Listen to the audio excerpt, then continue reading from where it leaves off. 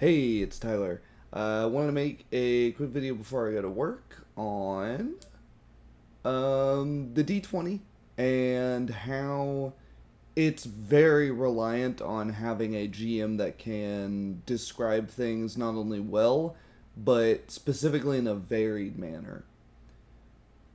There's been a lot of talk recently about how the D20 is an abstraction, and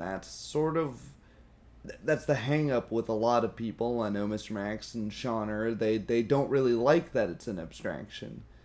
Um, and I think the issue with it being an abstraction is if you don't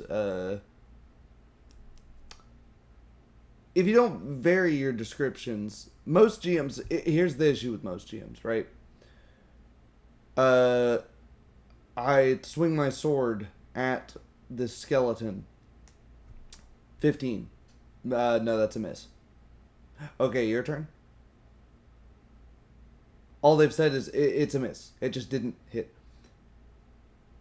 They will only describe what successes look like when they hit. This is. Sometimes they won't even do that. And I think this is mostly an issue in 5e because of the health bloat. It's just you're doing it so many times that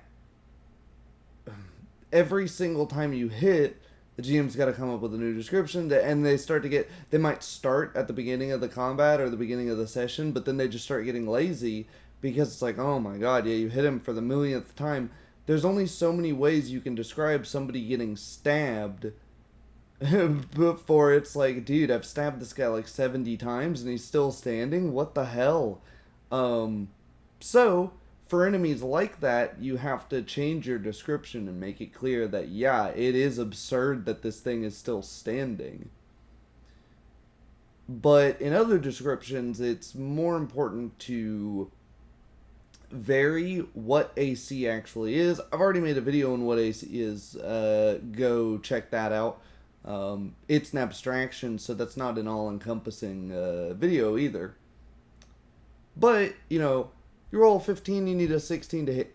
You manage to land your sword on the skeleton, but the blade just digs into a bone and doesn't appear to harm the structure of it at all. That can inform your players to, I shouldn't be using a sword to fight this thing that's made entirely out of bones. I should probably be using a club or something. Or if I don't have anything else, bash with the other end of it. Try to do something. If you've got some improvised weapon rules that are cool and you never use, maybe it's an idea for them to pick up a screwdriver and jam it into the thing's temple. Something like that. Another thing, you miss by a ton. You need a 16 and you roll a 2. Yeah, maybe you do just cleanly miss it. And Max, I know you're talking about, your character's competent, but this D20 just makes them miss all the time. Maybe the 2 isn't your character suddenly being completely incompetent and just missing. Maybe the 2 is this skeleton is staggering in some weird way that is just totally unpredictable. You're used to fighting people. You're used to fighting people that move in a somewhat predictable way, and after they've been damaged, maybe had a head injury, this is the basis behind, drunken style boxing, is that, and broken rhythm in fighting, is that you've set this rhythm 1, 2, 3, 4, 5, and then the rhythm breaks, and suddenly you get hit on 7 instead of 6. Maybe that's the thing, is that it's setting a rhythm that you can't keep track of, and just in the moment it moves in a really janky way, and you miss. You swing where you thought it was. And I mentioned on one of Shauner's video, fighting is about predicting. Maybe you predict he's gonna go right, he goes left. This skeleton's always been sort of listing to the right, just moving to the right, and then all of a sudden they sway to the left and you end up missing. So it's to represent that random chance that an unpredictable enemy has. Mike Tyson, he has said his most dangerous opponents weren't the most trained. They weren't the most skilled boxers. They were the ones that didn't know what they were doing. So there's that abstraction there in um, there's the abstraction first in landing but doing no damage if you get really close to the target. There's that abstraction in totally missing because they're unpredictable movements. What else do we have? In the middle, maybe you only miss by 5, you roll an 11 to hit that 16. What's that representing? Maybe that's representing, that they're actively using their shield to block your attack. Or you go to swing and they do, they're actively dodging out of the way. It's not your character's lack of skill. Yeah, your character's really good at hitting things, but maybe the opponent is very good at dodging. They are equally versed in this. Or, again, you land on some plate armor and it just doesn't do what you intended it to do. And the farther away, you get closer and closer. Yeah, you manage to get under his armpit or under his neck, but his chainmail voider just stops it from doing any real damage.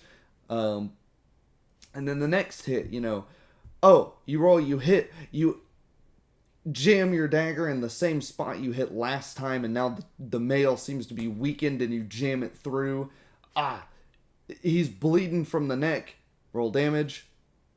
Somehow he's still standing. Maybe if you have that.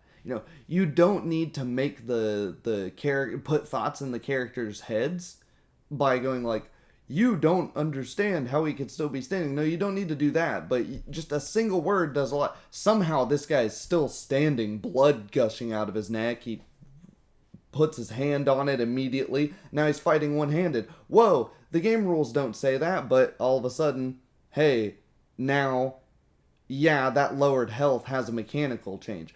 I'm going to be talking with Shauner about that at some point soon, because we need to talk about hit points in our next stream. So I don't want to beat that dead horse too much. Let's see, 7 minutes? This might be a shorter one. That's particularly with AC, but I mean, other things, climbing. You get really close to a climbing check. You're a really good climber. You rolled a 15. Great. And you add your 10 to your climbing skill, whatever. You get a 25. Not only do you climb up this hill no problem, you do it incredibly quickly. So, you've got time to spare. Maybe that ended up only taking you, because you got 10 over, maybe that only ended up taking you a move action and not a double move action. You have to be able to abstract these things on the fly, because you can't have, you need someone who got a 15 and barely managed to climb up this cliff shouldn't really be the same as someone who got a 20, almost double over what climbing that cliff up was, right? If I go to, the mall rock climbing tower and Magnus Midbo does, we might both be able to climb it, but he's going to get up there a hell of a lot faster than I am, right? Maybe if you get a 12 and you get just under, you don't fall to your death immediately off of this 20-foot climb, but, you break off one of the handholds and have to scramble, and now it's harder for the next guy to get up there. Or, you climb up and you realize, I forgot to put any of my pitons or the other things, my carabiners on for the next climbers. Sorry guys.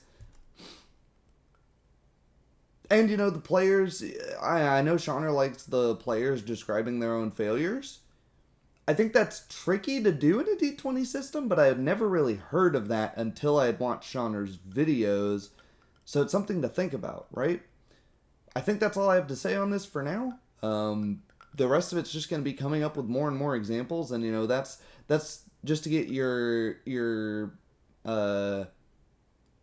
imagination, I don't know why I forgot that word, your imagination jogged, so you can start thinking of different ways to describe failure and success in D20, because that's very important. Not describing the failures in stupid ways, and not describing them all in the same way, and not describing them all very dryly. I think those are the 3 big pitfalls. You don't want if you're having a giant-ass multi-hour long combat, You do not want your failures to be, or your die rolls in general to be, you hit, you miss, he takes 8 damage, he falls over, he's dead.